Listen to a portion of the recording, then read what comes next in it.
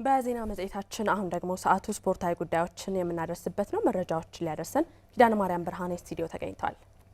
ኪዳነ ማርያም እንደምን ዋልክ? ደህና ነኝ መስገነው፣ እንደምን አለሽ? ቤት ሰላም ነን። መቀጠል ትችላለህ። አመሰግናለሁ። ተመልካቾች እንደምን ዋላችሁ? ከአሚኮ የቀን ስፖርታዊ ዜናዎቻችን ቀጥለው ይቀርባሉ። በሀገር ዜናዎች ጀምራለሁ። አብራችሁን ቆዩ። በ2017 የኢትዮጵያ ቮሊቦል ፕሪሚየር ሊግ የመጀመሪያ ተሳትፎ ያደረገው የባንጃ ቮሊቦል ክለብ ለቀጣይ ጥሩ ልምድ ያገኘበትን የውድድር ዓመት ማሳለፉን አሳውቋል። ክለቡ 6ኛ ደረጃን ይዞ ባጠናቀቀበት ዓመት ጠንካራ እንቅስቃሴ ቢያሳይም በፋይናንስ ችግር ግን ተፈትኗል። ታሪኩ አይነዋ በስልክ ከክለቡ አሰልጣኞችና ከወረዳው ስፖርት ኃላፊ ጋር ቆይታ አድርጎ ተከታዩን ዘገባ አዘጋጅቷል።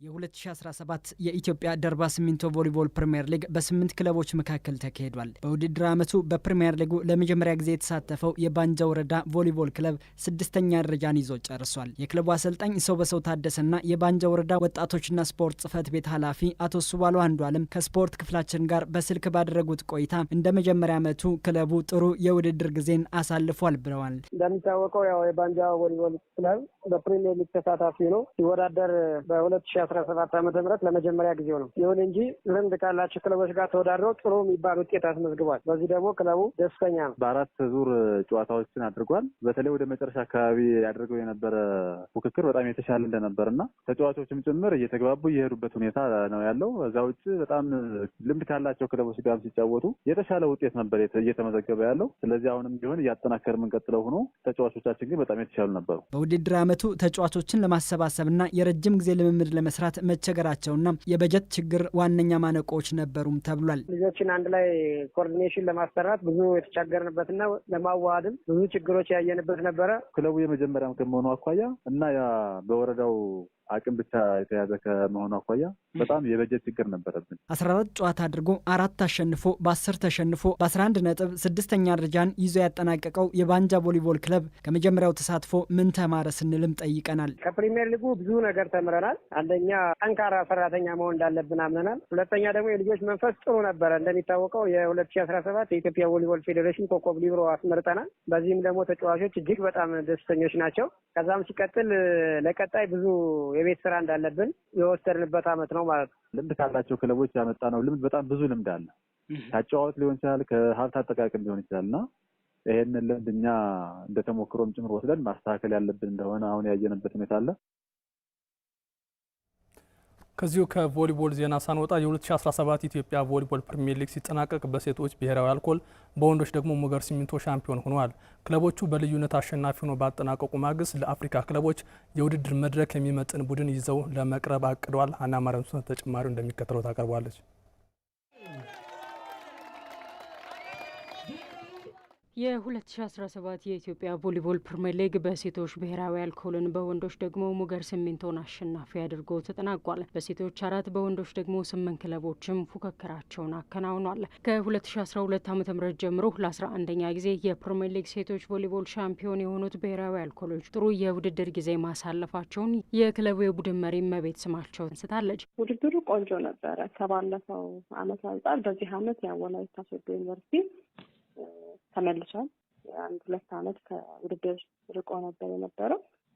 4 ሆነን ነው ዓመቱን ያጠቃልል ነው እና ጥሩ ነበረ። ቡድኑ ካደረጋቸው 9 ጨዋታዎች 9ኙንም በማሸነፍ በ27 ነጥብ ቀዳሚ ሆኖ አጠናቋል። ከተፎካካሪዎቹ በልዩነት ርቆ ቡድኑ ቢቀመጥም የነበረው ፍልሚያ ጠንካራ እንደነበርም አንስታለች። የክለቦችን ቁጥር ማሳደግ ደግሞ ለነገ የማይባል ጉዳይ ስትል ነውም ሀሳቧን ሰጣናለች። ያም ጋር ሌሎችም ክለቦች አልፎ አልፎ የሚታዩ አዳዲስ ልጆች አሉና ፍክክሩም ጥሩ ነበር በዚህ ዓመት።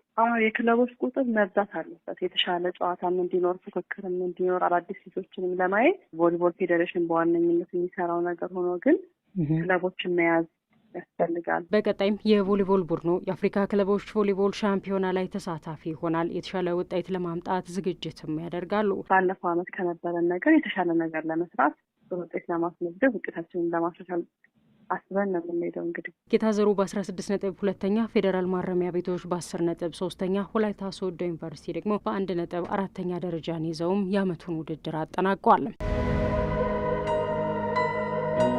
በወንዶቹ ስኬታማውን ክለብ ሙገር ሲሚንቶን የሚያቆመው አልተገኘም። ከ14 መርሃ ግብሮች 13ቱን በማሸነፍ በአንድ ብቻ ተረተው ማሳካት ከሚጠበቅበት 42 ነጥብ 39ን በማግኘት በልዩነት ሻምፒዮን ሆኗል። ከመነሻው ጀምሮ ጠንካራ ዝግጅት ያደረግንበት እንደመሆኑ መጠን አንደኛውንም ዙር ሁለተኛውንም ዙር በአንደኝነት በርቀት እየመራን ወደ ፍጻሜ የደረስንበት እንደመሆኑ መጠን እጅግ በጣም ቆንጆ ዝግጅትና ቆንጆ ውጤትም ይዘን የጨረስንበት ዓመት ነው ብዬ አስባለሁ። ሁለት አዳዲስ ክለቦችን ባንጃና ሸገር ከተማን ጨምሮ በ8 ክለቦች መካከል የወንዶቹ ሲከናወን በቀላሉ ነጥብ የማይገኝበት የጨዋታ ጊዜ ማሳለፋቸውንም ከፉክክር አንጻር አሰልጣኙ ብርሃኑ ጌቻሞ ተናግሯል። የነበሩት የመጡት ቡድኖች በሙሉ ጠንክረው ነው የደረሱት ማለት የቀረቡት።